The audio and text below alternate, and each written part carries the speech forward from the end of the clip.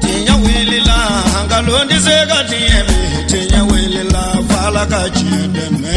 tinya wilila hangalondi sega tiemi tinya wilila fala kachideme tinya wilila hangalondi sega tiemi tinya wilila fala kachideme tinya wilila namara shikolomba tinya wilila fala kachideme tinya wilila saraka jubu bomuri tinya wilila fala kachideme nego tinya wilila dabali jubu kemuri tinya wilila fala kachideme a'udhu billahi min sharri shaitanir la'inir rajim bismillahir rahmanir rahim alhamdulillah hamdan kaseeran adada ni'amihi wa fadlihi wassalatu wassalamu ala mab'us rahmatan lil alamin zi qalbur rahim sanadul azim wa ala ali baitihi at-tahirin at-tayyibin wa ala sahbihi al-aqya wa man walahum bi ihsan ila yawmiddin amin. أيها المشاهدين الكرام أحييكم بتحية الإسلام ألا وهي السلام عليكم ورحمة الله تعالى وبركاته. Ambaden Shirifla TV lageba amo funi ka wale nyumando ka obedo kiramantu yala ka deli alafe aka hine na ka kishi ako jidini ni au kilingile na bela jelinka kerengere ni yala wajulu kene kanbo ni aye malila faba konna na Bamako kina kimi nuba wele garanti buku grupu salatu fatihi noye jekuluye minu faralembe nyonka ka ala kosuma uchamanke anika solike danfen la son herema ka Muhammadun Mustafa kishin nema bama uluka wajulu kene labelinka min sigila ufe mungoso kana faranyonka ninga nyongo hakli jigi ala ka dineka sigin keru fe ka be fevrier kaluma samba fla antan kononton kene inkona wele kumblalembu fe mabaw chama wa uchama ye wele jabi bara indamne nani kurane kalankawnye o kofe kene mabaw ka foli kauntugulola o kofe discours kalana groupe salatu présent fait aymi sorola neni awka janku shiria in tubidu shay'an aw tukhfuhu fa inna allaha kana bikulli shay'in alima لا جناح عليهن في آبائهن ولا أبنائهن ولا إخوانهن ولا أبناء إخوانهن ولا أبناء أخواتهن ولا نسائهن ولا ما ملكت أيمانهن واتقين الله إن الله كان على كل شيء شهيدا إن الله وملائكته يصلون على النبي يا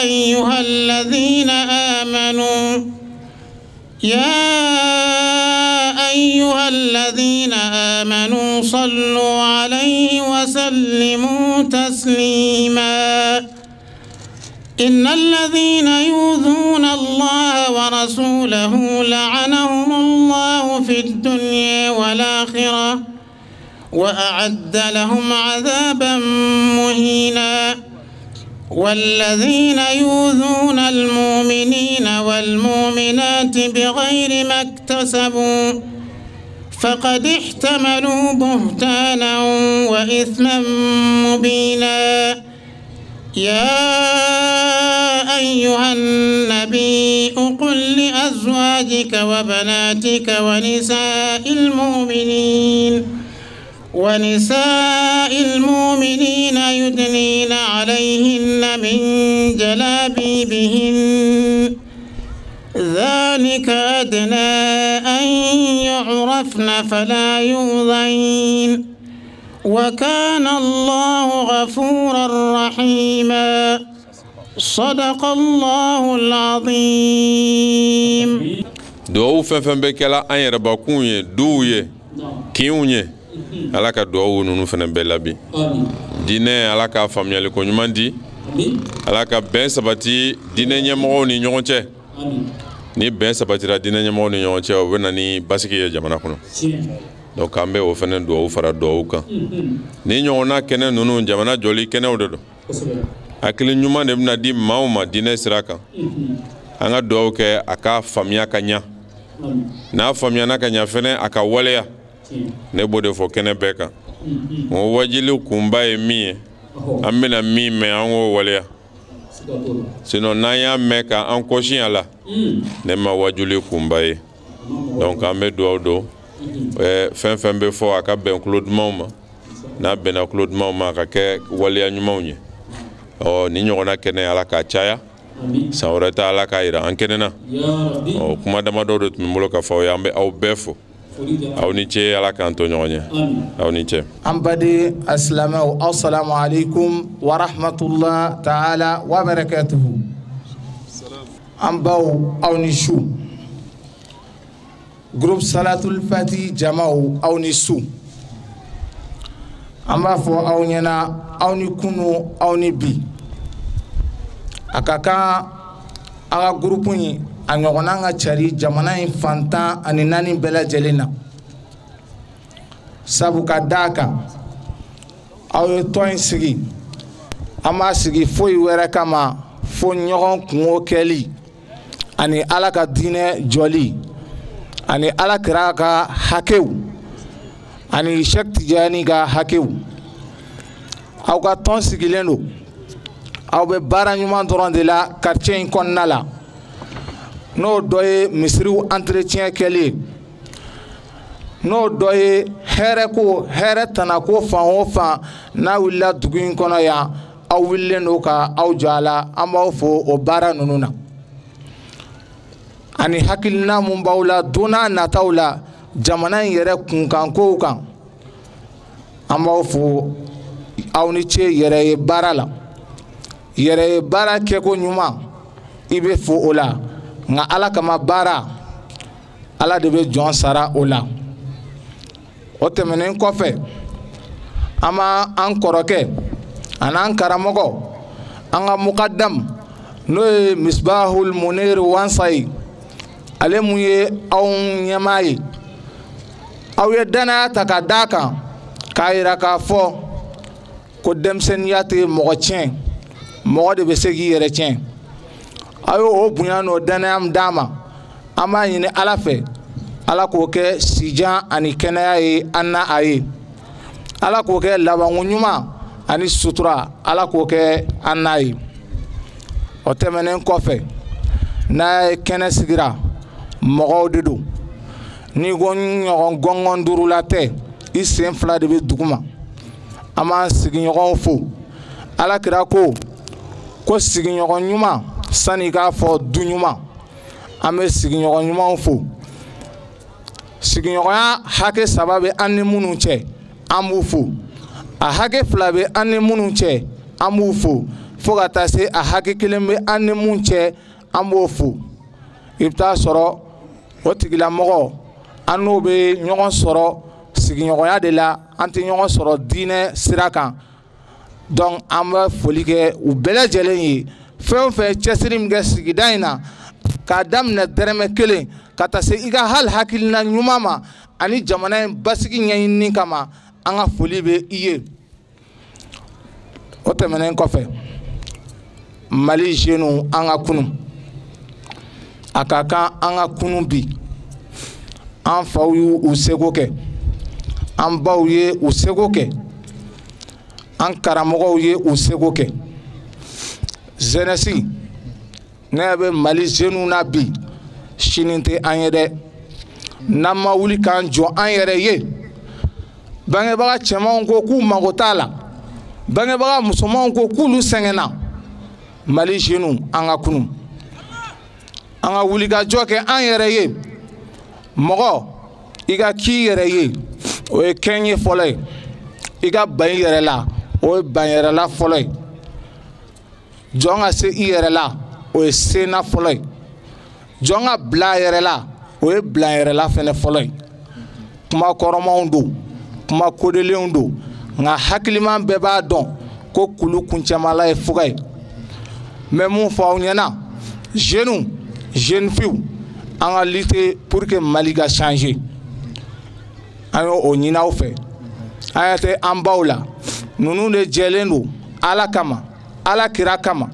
nunu tɛnɛn o tɛnɛn u bɛ se ka taa ni salatul fatihi ba 50 ye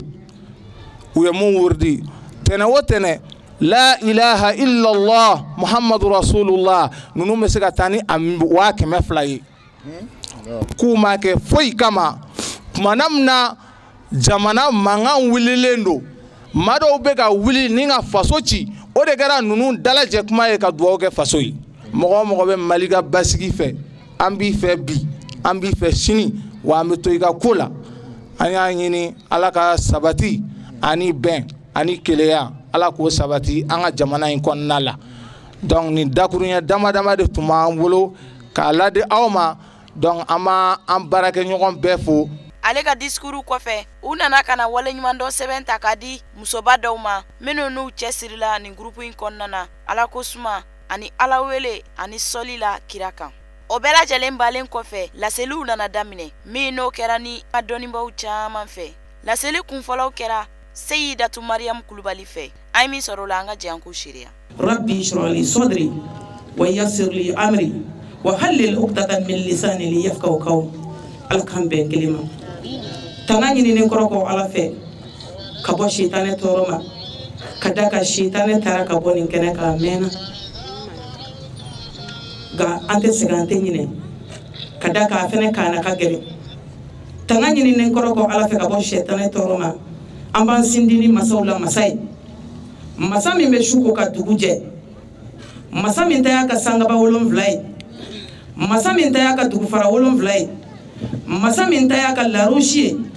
e ni ne bɛɛ lajɛlen ni bɛ masa min bolo an b'an sindi ni o ye an sindi ni kɔrɔ kɔ n'o masa ye an bɛ sɔli caya an ka sababu ɲuman kan muhammadu rasulullah sallallahu alaihi wasallama sadiqul wahidul amin Allah subhanahu wa ta'ala ye cɛ min suganti ni anw ye kɛnɛ dɔ sigi o kɛnɛ in kan bi ko salatul fati an b'a fɔ ko ala ni ce salatu cayale ala kira kan ana ka sahaba ɲumanw ani jɔn minnu tugura ko fo ka taa se diɲɛ laban don ma ka taa ka diɲɛ ti ban dɔ ɲɛna n'i ka ɲɛnamaya banna don min na i ka diɲɛ wuli don i ka k'i sɔrɔ sira ɲuman kan o kɔfɛ an bɛ nabaga kelen kelen bɛɛ fo an faw bɛ kɛnɛ kan yan an balimakɛw bɛ yan an baw bɛ yan sigiɲɔgɔnw bɛ yan sindiw bɛ yan kabila bɛ yan nka an bɛɛ lajɛlen nana mun kosɔn n'o tɛ nin mɔgɔ caman tɛ bɔ su fɛ dɛ a bɛɛ lajɛlen kɛra jumɛn kosɔn Alahu Taala ɲɛda jati kɛrɛnkɛrɛnnenya la n b'an fa fo n'o ye Sheikh Racine Sali ka Mayiga fo n ye min tɔgɔ fɔ n ma min tɔgɔ fɔ cogo bɛɛ n'a a cogoya don wagati ka so nka anw se kɛnɛ kan bi a man ka bali mɔgɔ la jama in ye misbah ka jama ɲininen ye koyi ka da kan n'i ye min ɲini Alahu subhanahu wa ta'ala ye Alahu Taala b'o de d'i ma nka misbah tɛ koyi a sɛmɛlen bɛ kangaranbaw de la o kangara dɔ ye jɔn ye o ye Sheikh Abubakar Wanza a sɛmɛlen b'o de la n'i y'a mɛn ko karisa a bɔra fɛn dɔ de la o de la de baw an bɛ yan su in na dɛ salatu musobaw ka da kan muso o muso n'i sabali la ala bɛ fɛn dɔ bɔ i la min bɛ lakali nka anw bɛ ka muɲu fɔ an da la muɲu yɛrɛ ye min ye anw t'a dɔn mɔgɔ joli joli de bɛ mɔgɔw ɲɛkɔrɔ bi k'a muɲulen don a salen walima a taalen a nɔgɔma den tan b'a bolo a bɛɛ kulukulu fa sɛjɛ i tɛ saraka siɲɛ kelen sɔrɔ a si la muso an bɛ kuma in fɔ aw ye dɛ aw de bɛna salatu kɛ wagati bɛɛ lajɛlen k'an dama kasi nka o bɛɛ lajɛlen na gulɔ nɛgɛ bɛ an denw na o bɛɛ lajɛlen na dɔrɔgu nɛgɛ bɛ an denw na o bɛɛ lajɛlen na an denw bɛ ka bese ta ɲɔgɔn kama yala anw bɛ ka ala wele min kɛ nkalon don wa walima an bɛ k'a kɛ mɔgɔw ɲɛkɔrɔ walima ala yɛrɛ ɲɛkɔrɔ de don an kan ka ɲɔgɔn ɲininka dɛ n'u t'anw ka jamana nin kan bi kuranɛ jigi min bɛ kɛ ala wele min bɛ kɛ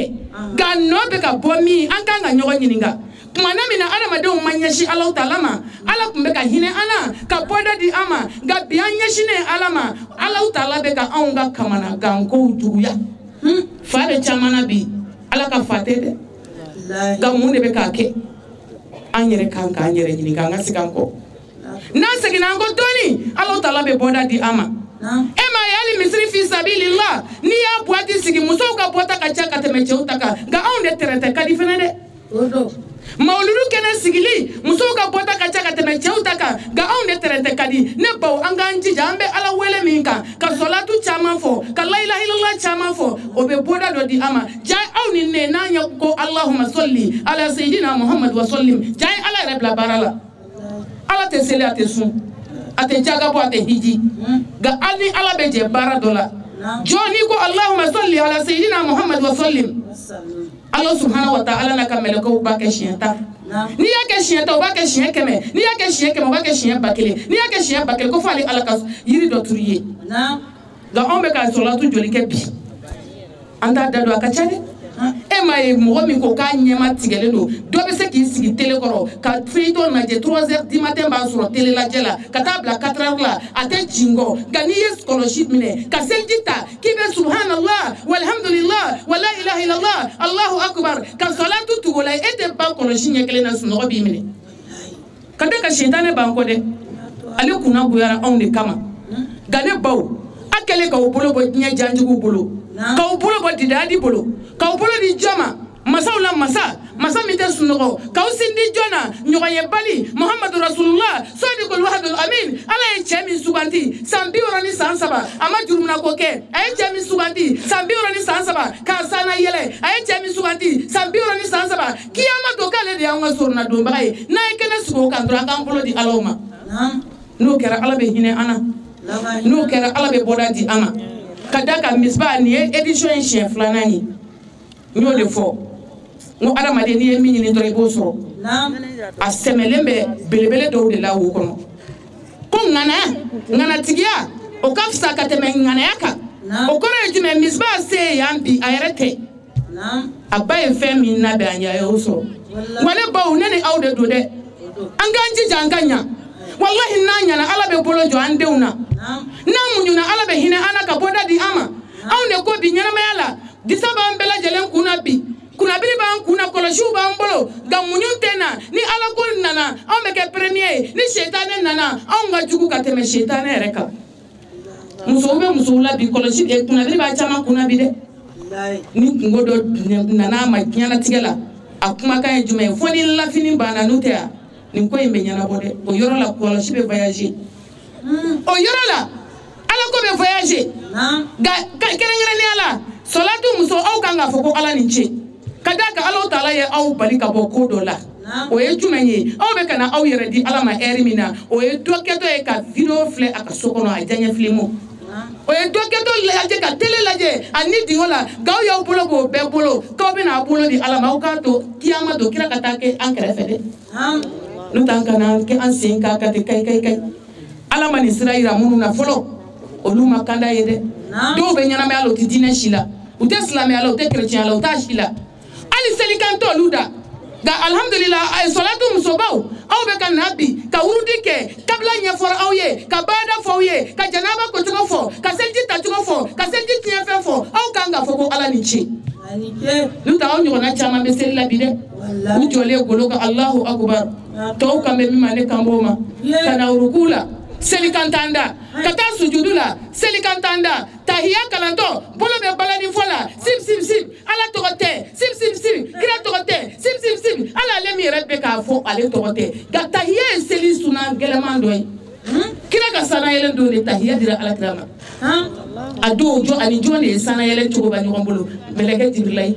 aya senze ka bo sanga ba folola kata flanana ka se sabanama ka se naninama jibrilai ko ma ko ya rasulullah ne dan ya maryam diranima ni ne tanana ka bo ambe halaki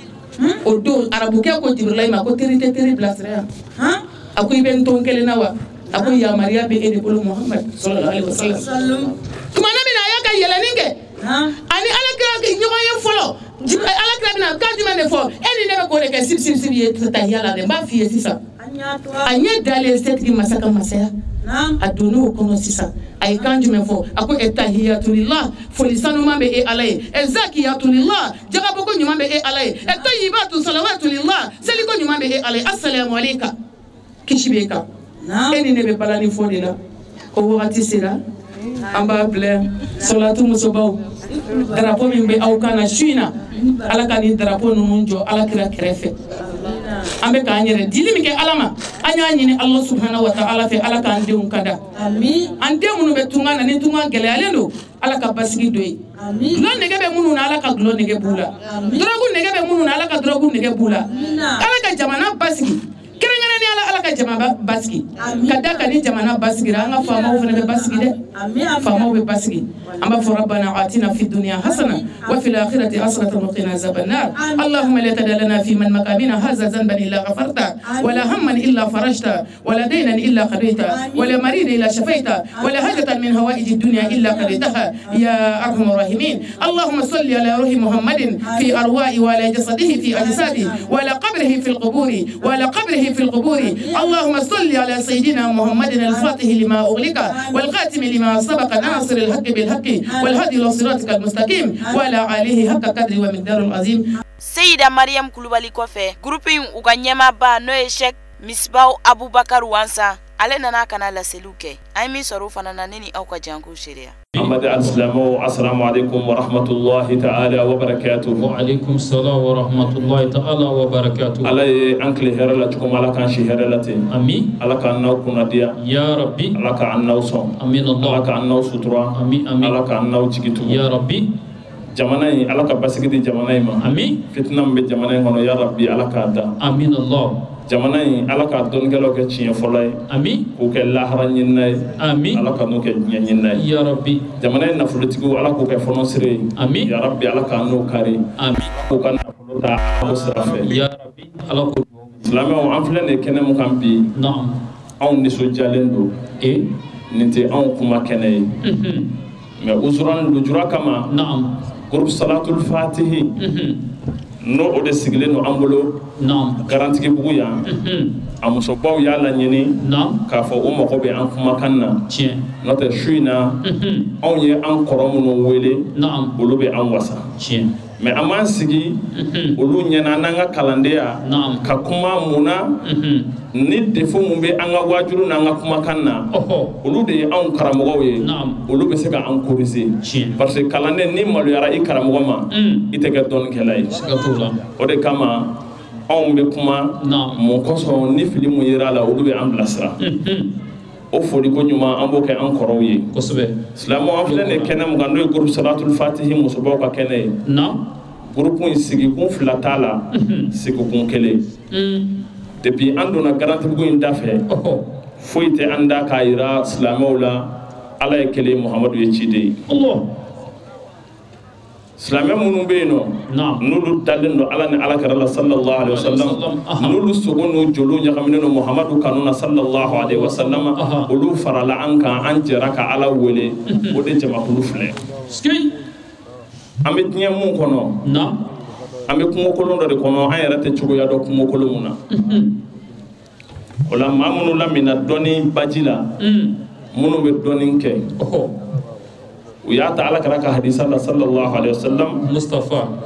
alakira ko kullu ma fi dunya mal'unun wa mal'unu ma fiha illa dhikrullahi wa man wala alakira ko fɛn fɛn bɛ diɲɛ kɔnɔ a bɛɛ dangane diɲɛ yɛrɛ ye fɛn danganen de ye fo n'a bɔra ala kosumani na ani maa mun ye i bese e kɛra ala kosumabaga ye an filɛ o groupe de kɛnɛ kan o la an b'o foli ko ɲuman kɛ groupe salatul fatihi musobaw n'a cɛbaw ye u y'a mɛn o kɔfɛ an bɛ tanga ɲini ala fɛ ka bɔ shetanɛ tɔɔrɔ ma shetanɛ mun yɔrɔ ma janya ka bɔ ala ka hinɛ ma shetanɛ mun ala y'a fɔ an ye kuranɛ kɔnɔ a ko wa man ya'ashu an dhikri rahmani nuqayyidu lahu shaytanan fa huwa lahu qarin maa o maa ne e de i yɛrɛ suranfiya k'i ɲɛ fiyɛ k'i balamini k'i ban k'e tɛ ala kofɔ i nɛnkun sanfɛ e tɛ zikuru kɛ kɔlɔsi t'e bolo e ye zikuru kɛ bida ye e y'i yɔrɔ ma janya ka bɔ ala subhanahu wa ta'ala kosumani na ala ko k'a bɛ shetanɛ kelen siri i la fa huwa lahu qarin o shetanɛ de bɛ k'i jɛɲɔgɔn ye o shetanɛ de b'i sama k'i bila jahanama kɔnɔ o la an b'o shetanɛ yɔrɔ ma janya shetanɛ yɔrɔ ma janyanen an m'an sini ni dali masa tɔgɔ ye masa mun n'a y'a fɔlɔ n'a b'a laban ale ala in de y'a fɔ an ye a ka kuranɛ kɔnɔ wabitagu ilayhil wasila ala ka faridaw selilen kɔfɛ ya famu ala kira Muhammad sallallahu alaihi wasallam aka sunnaw la batolen kofe a ɲinina an fɛ k'a fɔ an ka sababuya dɔ ɲini mun bɛ an surunya Allah subhanahu wa ta'ala la. Allahu akbar. Donc o de la i bɛ da la k'a fɔ ko la ilaha illallah n'o ye Tijani ye a tarika ma sigi kun fɛ ka d'a kan Sheikh Ahmada Tijani radiyallahu ta'ala anhu a y'o fɔ a ko tarikatu Tijaniya tarikatul ilmi wal ulama.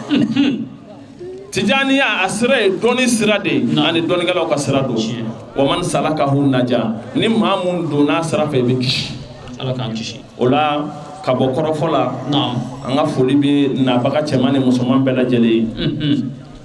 lasiyama musoba minnu kɛlen don k'u yɛrɛ di Ala ni Alakira ma sallallahu alaihi wasallam ka ne Misbahu Abubakar Wansa k'an ta k'an bila u ɲɛfɛ ni n ka denmisɛnniya ni n ka dɔnnitanya n bafilanw de don k'an bonya n ka foli b'u ye kosɛbɛ tɛnɛn o tɛnɛn ninnu bɛ dalajɛ ne ka yɔrɔ la an bɛ jɛ ka la ilaha illallah mun zikuru an bɛ salatu mun kɛ kuma dɔw kɛnɛ kan ani salatul fatihi ba 80 de bɛ wuli tɛnɛn o tɛnɛn la ilaha illallah muhammadur rasulullah kuma dɔn an n'o 100,000 ani 30 ni dɔɔnin bɛ wuli jɔn de y'a kɛ ni musoba ninnu de y'a kɛ aw sara bɛ Ala de bolo anw bɛ Ala de deli aw ye tɔw bɛ boli ka fɛn o fɛn ɲini wallahi aw sigilen Ala k'aw ta d'aw ma ni mɔgɔ tɔw y'u sigi ka fɛn o fɛn ɲini aw dalen Ala k'aw ta d'aw ma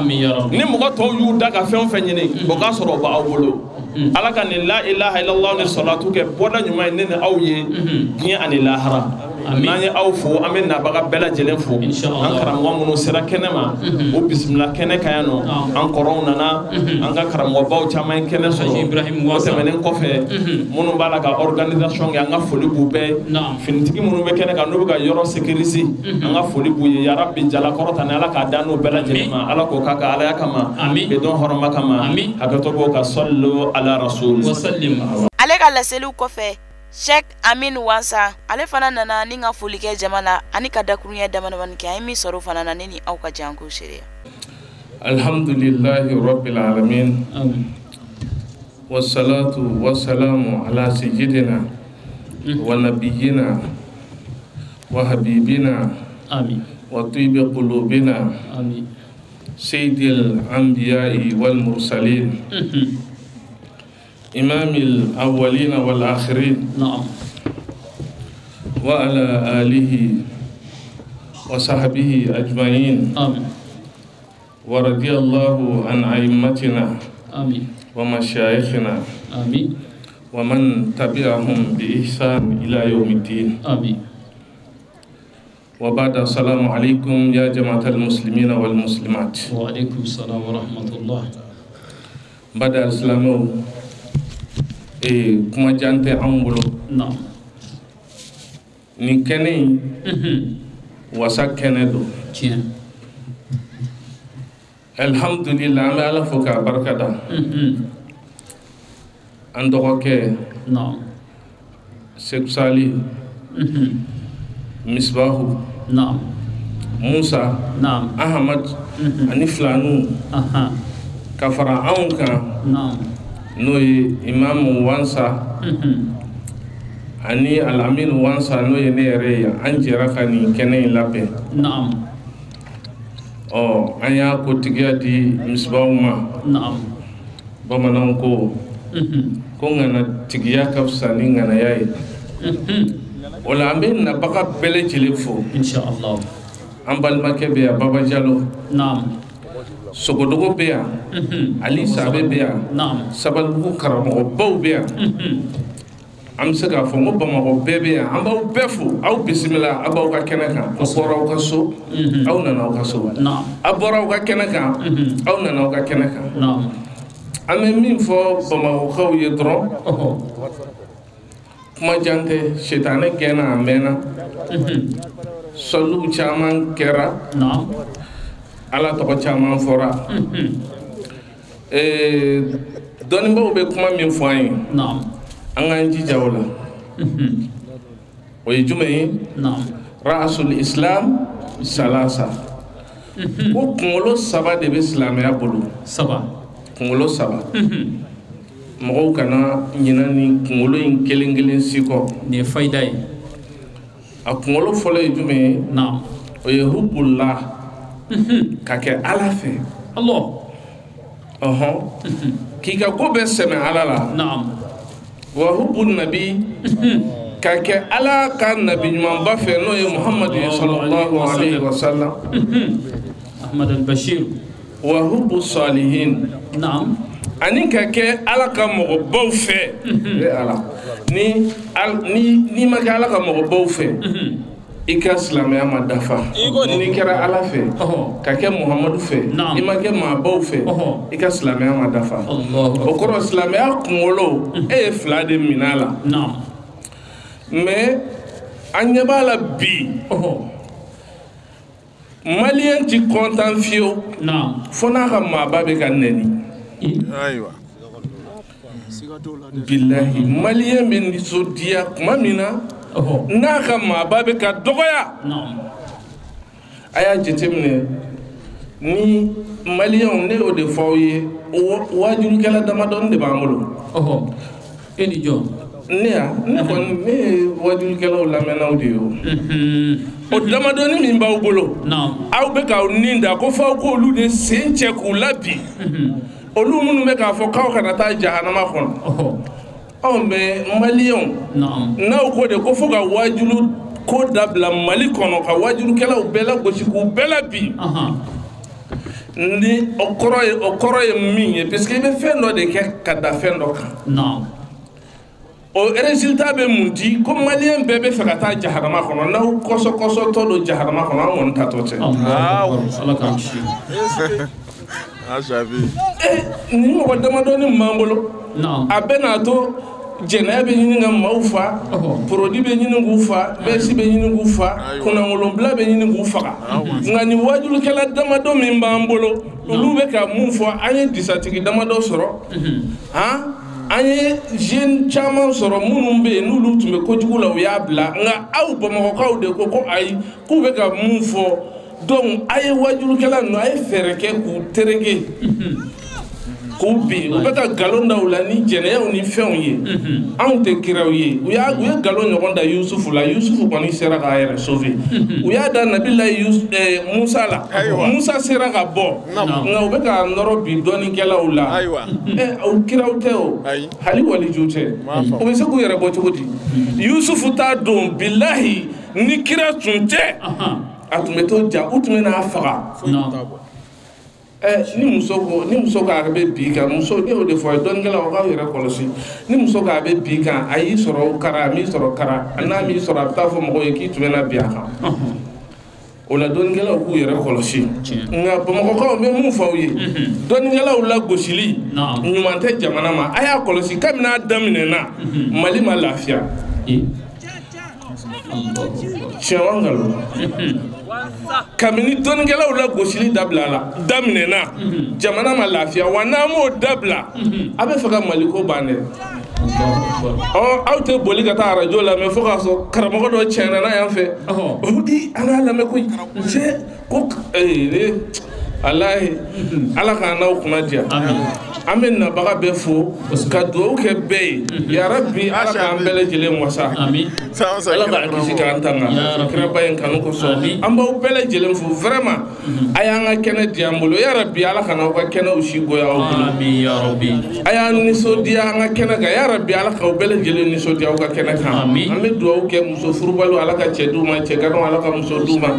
ka sini kɛnɛya limaniya di an b'a fɔ rabbana atina fid dunya hasana wa fil akhirati hasanatan wa qina adhaban nar subhana rabbika rabbil izzati amma yasifun wa salamun alal mursalin walhamdulillahi rabbil alamin. Sheikh Amin Wansan tɛmɛlen kɔfɛ laseli bara ni Sheikh Baba Jalo ka laseliw ye an min sɔrɔ fana na ne ni aw ka jɛ an k'u seereya. Assalamu alaikum wa rahmatullahi wa barakatuh. Wa alaikum salam wa rahmatullahi ta'ala wa barakatuh.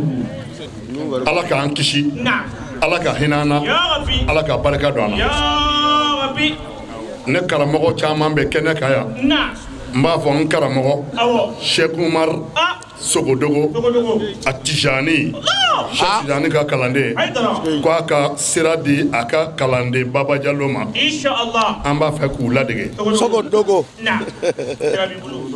al imam na ko abarika Sheikh Ali Sabe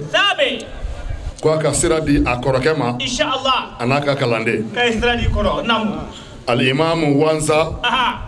Ibrahim Namu Al-Imam Wansa Al-Amin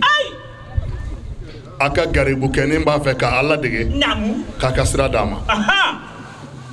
n'o tɛmɛna Salatul Fatihi kanubaabaw Salatul Fatihi tɔndenw Alakira kanubaabaw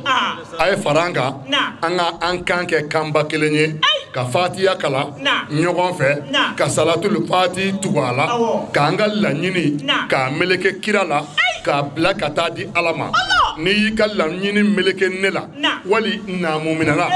a tɛ Ala sɔrɔ da bɛ tugu anw ɲɛ nka n'i y'i ka laɲini meleke cibaa la a bɛ fɔ o ma ko laisser passer a y'a to nin ka tɛmɛ Alakira tɛ fɛn lajɔta ye o tuma a ye fara an kan an k'an ka laɲini meleke Alakira la ni Fatiha ye ani Salatul Fatiha ye inshallah Ala k'an ni sababa bɛn an b'a fɔ a'udhu billahi minash shaitanir rajim bismillahir rahmanir rahim alhamdulillahi rabbil alamin arrahmanir rahim maliki yawmiddin إياك نعبد وإياك نستعين اهدنا الصراط المستقيم صراط الذين أنعمت عليهم غير المغضوب عليهم ولا الضالين آمين اللهم صل على سيدنا محمد الفاتح لما أغلق والخاتم لما سبق ناصر الحق بالحق والهادي إلى صراطك المستقيم وعلى آله حق قدره ومقداره العظيم بقدر عظمة ذاتك في كل وقت وحين صل سبحان ربك رب العزة عما يصفون وسلام على المرسلين والحمد لله رب العالمين.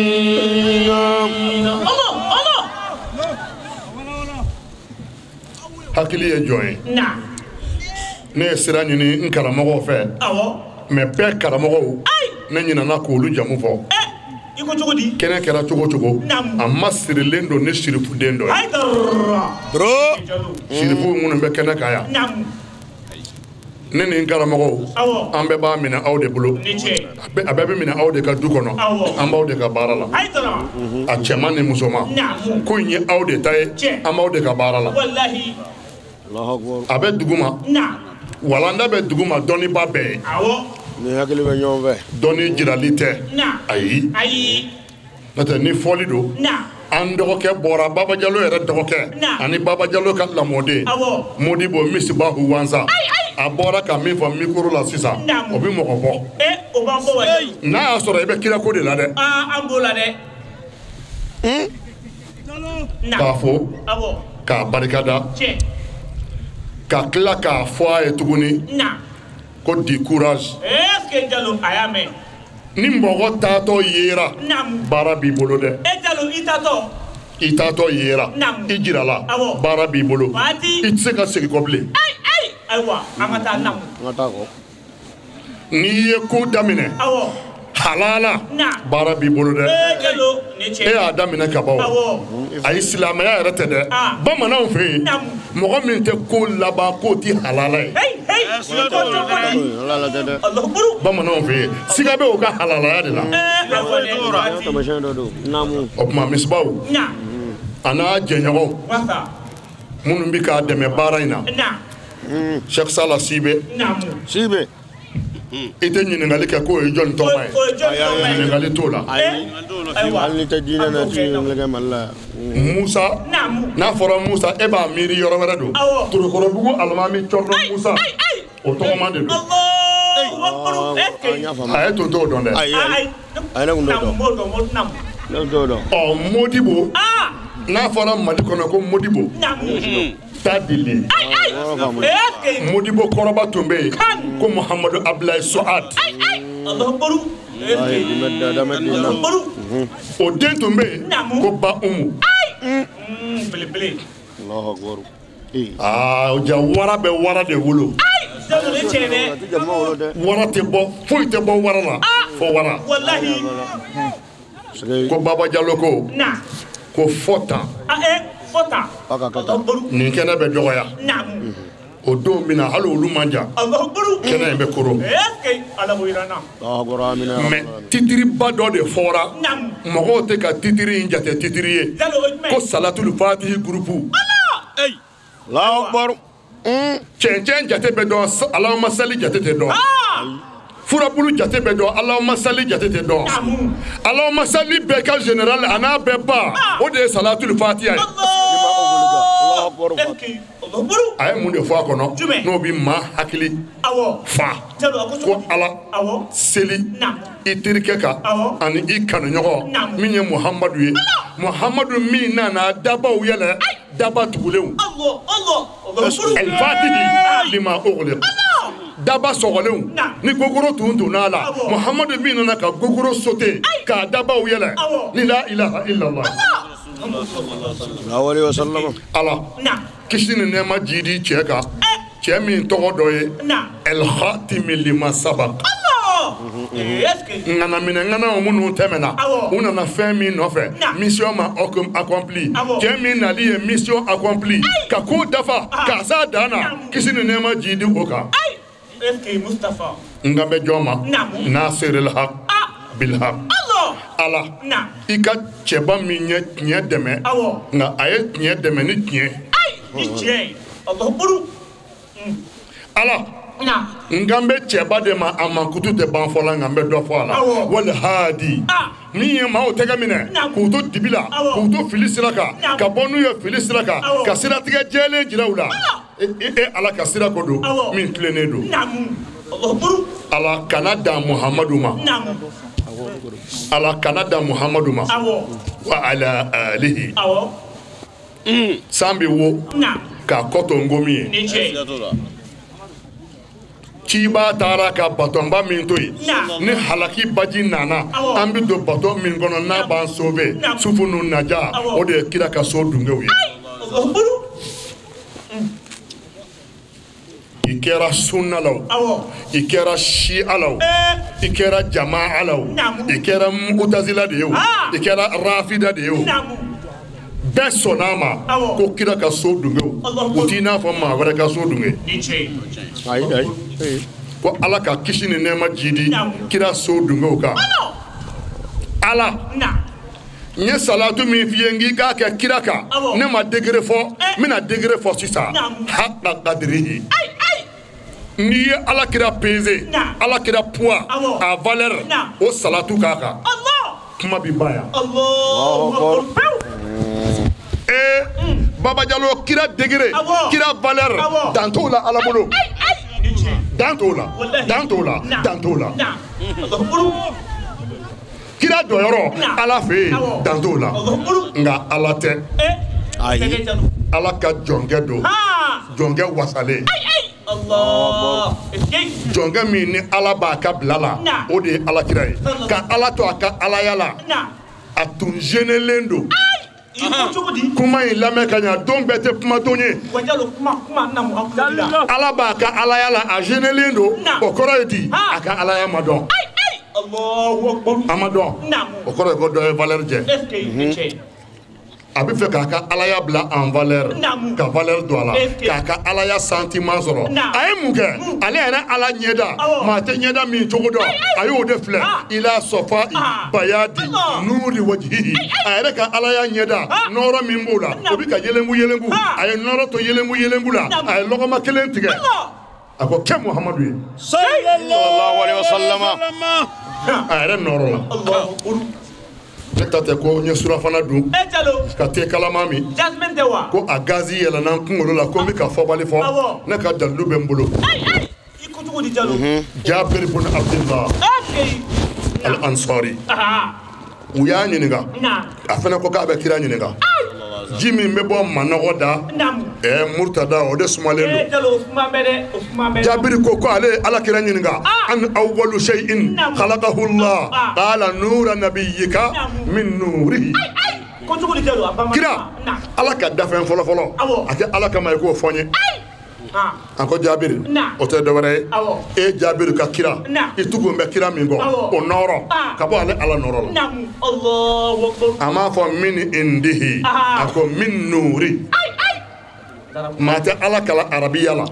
ka bɔ ale ala ka nɔrɔw la o fɔ cogo bɛ yen ka bɔ ale yɛrɛ ala nɔrɔ la a y'a fɔ tan de o tuma a fɔra cogo min n yɛrɛ b'a fɔ ten kira nɔrɔ bɔra ala nɔrɔ la k'a sɔrɔ kira ye jɔn ye ala ye ni ala fɛnɛ dɛsɛr'o la ala k'o fɔ an ye a tɛ dɛsɛ o la ala bɛ se ka kɔli o la k'a terikɛ nɔrɔ bɔ a yɛrɛ nɔrɔ la mɛ o ye jɔn ye ale ye setigi ye ala tɛ dɛsɛ o la wa anw bɛ nin de kan a ko kira valeur de kira kadra ala fɛ yen ala ka o salatu kɛ ala kira kan o de kama dɔnnibaaw y'a fɔ wa o de don salatul fatiha kalanko kelen a bɛ se ka fɔ yan dɔɔnin bɛ se ka ta a la ka fɔ ninnu ye parce que ninnu ye maa ɲuman kalandenw ye u ye maa ɲuman masalaw lamɛn a tɛ bonya o hakili ma sinon masala bɛ masalaw la n'i y'o tigɛ n'i k'i b'a kiru jama ma a bɛ bonya jama hakili ma i bɛ jama ka dɔn ta jateminɛ o bɛrɛ bɛn o bɛ bɛn masala min ma n'o t'u traumatiser i b'o d'u ma an bɛna min fɔ a bɛ ko aw hakili la yan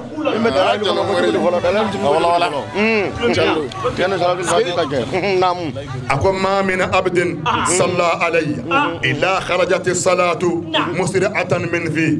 فلا يبقى بر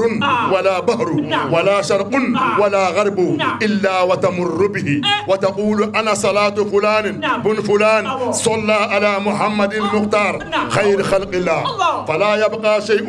إلا وصلى عليه ويخلق من تلك الصلاة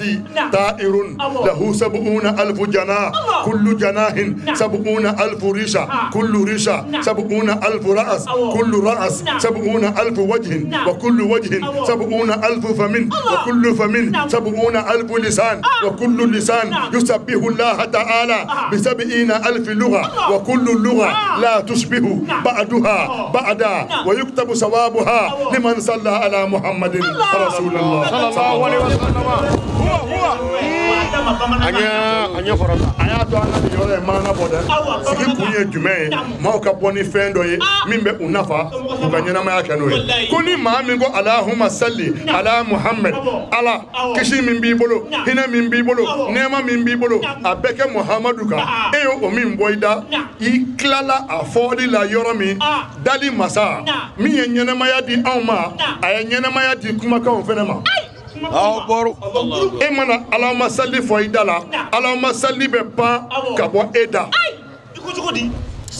fala yabqa barrun wala bahr ate gere kana toy ate baji konna toy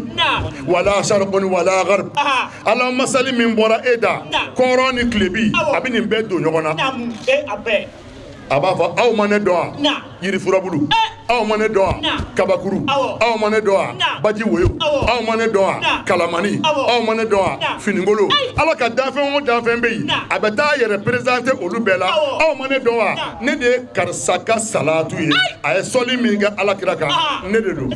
kena in kofe kena in sigibaw no e groupe salatu fati tonde unye ani ka fara u ka ɲɛma baka ne Sheikh Misbahu Abubakar Wansa ulu ka nisɔndiyaw n'u ka folikanw jira an ye min sɔrɔ o fana na ne ni aw ka jɛ an k'u seereya an b'a fɔ awuzu bilahi mina shaitani rajim bisimilahi rahmani rahim hakilina min y'an bila ka salatu yɛrɛ sigi adam na anga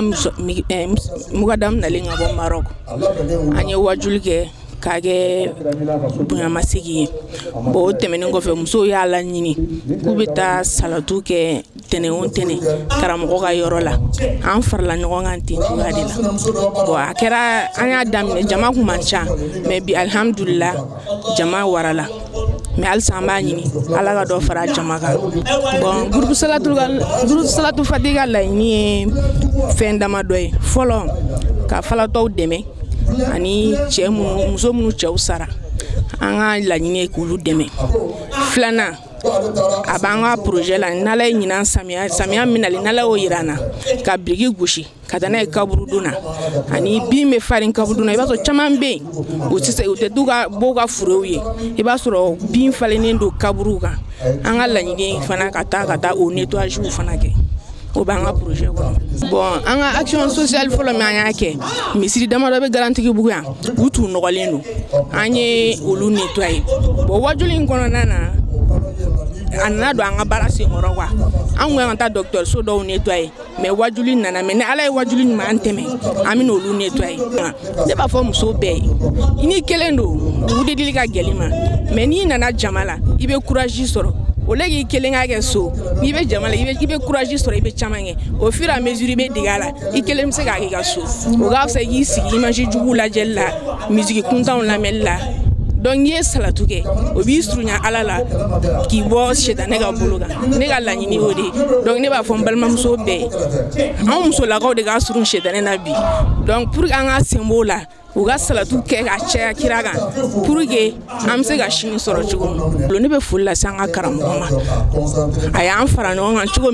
ya rabi ala ga anta fanga dama ala ga do fara jamainga ala ga na animi sanga barala ala ga an kisi soro jugu alhamdulillah hakilna banka kenenga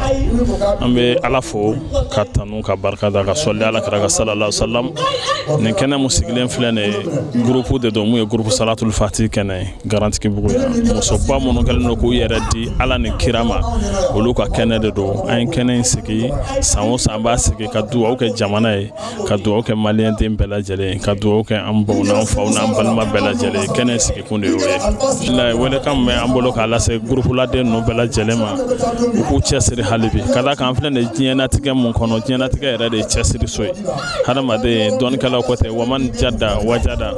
waman haba khaba ne mo gomo ni chesiri ibe fen soro men ni sirana jigi be bonne do kinye be chasiri jonde bulu la sema mamunu chasiri no ala kola kada kan an reflane kinye mun kono ambe sodo de kono ante somudo hadama de ben na ya iti bo akalama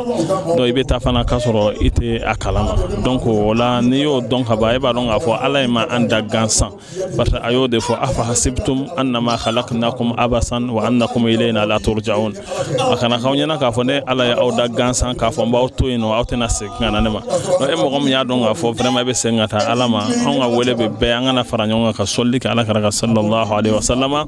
ka ala ka dine ka nyana maya ka ala kara sallallahu alaihi wasallam ka sunna nyana maya o wele kan de be ambolo ka la se bela jele masha Allah lila ambe foli kan la sen abaga be ma karangere ra musoba mono nulu ya on sekonde kan kan ne to nyamo no groupe salatul fatih garanti ki bugu anga foli buye kada ka ala bugu ala kara bugu sallallahu alaihi wasallam et puis dine rete ta femme ko no jogoy vraiment ay non doni joko nyuma yawde ay non doni sabalude ay non doni jigitugude do foli kan ba mbolo ka suma ka foli kan la se malien bela jelema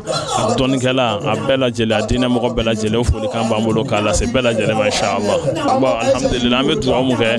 jamana yi abe geleya mun kono vraiment ala ka basigi di jamana ma salatul fatih bunyana barka kama ala ka mali bobolola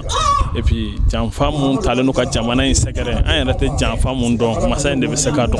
wa makaru wa makara Allah wallahu khairul makirin ala de be seka janfa yi ci ame ala de ya rabbi ala ka janfa yi ala ka jamana yi bobolola hakato boka sallallahu ala rasul falhamdulillah ninku yaye mali konnana faba konnana Bamako kina kimi nuba wele garanti buku wansala ka demaya ani ka fara groupe salatu fatih tonde unka uka wajulu kene bala belenka mi siglaw fe ka be février kalo masamba fla antan kononton amba fo ka wale nyimando akanyamadala akambe jien wati were wa shukran lakum fi amanila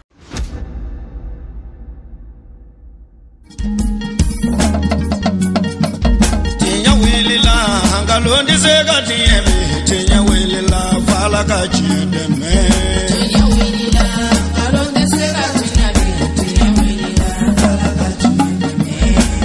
wulila nkalon tɛ se ka tiɲɛ